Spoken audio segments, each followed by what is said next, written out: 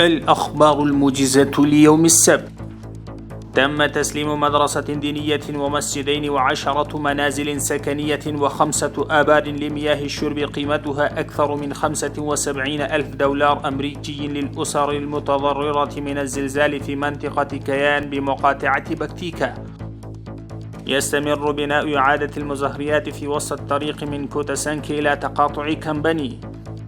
قالت وزارة الدفاع تخرج 47 مجاهدا من التدريب المهني لقيادة التدريب العسكري المشتركة.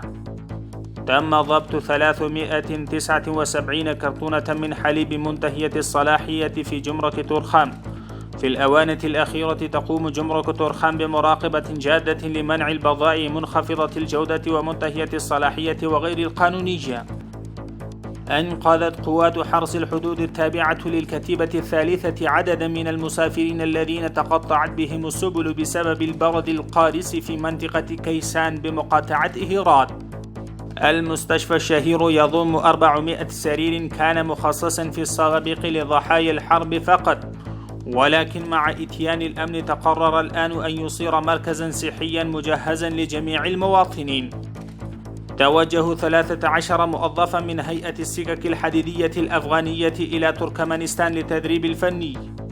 تم توسيع مساعدات نقدية من رئيس الوزراء على المصابين في حادث ثالنج المروري بمستشفى الاستقلال.